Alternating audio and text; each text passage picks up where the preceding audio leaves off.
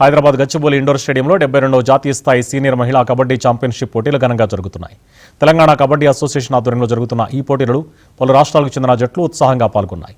Kasani foundation ద్వారా మొదటి winner టీంకు ₹1,00,000, runner-up జట్టుకు 75,000, 3-4 స్థానాలు నిలిచిన జట్లకు 50,000 నగదు ప్రోత్సాహం అందిస్తామని Telangana kabaddi association general secretary Mahender Reddy అన్నారు. అలాగే అత్యుత్తమ ప్రతిభ కనబరిచిన ఆటగాళ్లను జపాన్లో జరిగే ఏషియన్ గేమ్స్లో పాల్గొనే భారత జట్టుకు ఎంపిక చేస్తామని తెలిపారు.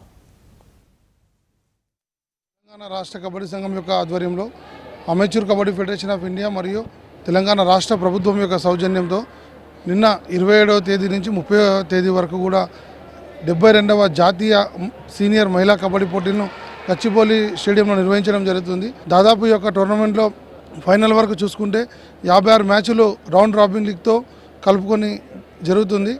ఈ యొక్క పోటీల్లో విజేతలుగా నిలిచిన వారికి ₹1,00,000 క్యాష్ ప్రైజ్, సెకండ్ ప్లేస్కి 75,000, థర్డ్ అండ్ ఫోర్త్ ప్లేస్లకు కలిపి 50,000 కింద, అదేవిధంగా మ్యాచ్లో గెలిచిన మరియు ఓడిపోయినటువంటి 2 జట్లకు కూడా నగదు పారితోషికం ఇవ్వడం జరుగుతుంది.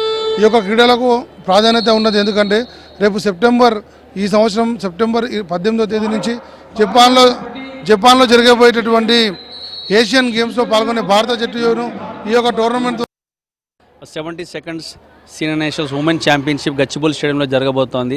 సో ఇక్కడ వరల్డ్ ఛాంపియన్ ప్లేయర్లు, అలాగే ఏషియన్ గోల్డ్ మెడలిస్టులు, అలాగే అర్జున్ అవార్డీసు మొత్తం ఎంటైర్ ఇండియా నుంచి రావడం జరిగింది. 28 టీమ్స్ రావడం జరిగింది. ఇక్కడ బ్రహ్మాండంగా పర్ఫార్మెన్స్ ఇచ్చిన టీంలని ఏషియన్ గేమ్స్ ప్రాబుల్స్కి ఇక్కడ నుంచి పిక్ చేయడం జరుగుతుంది.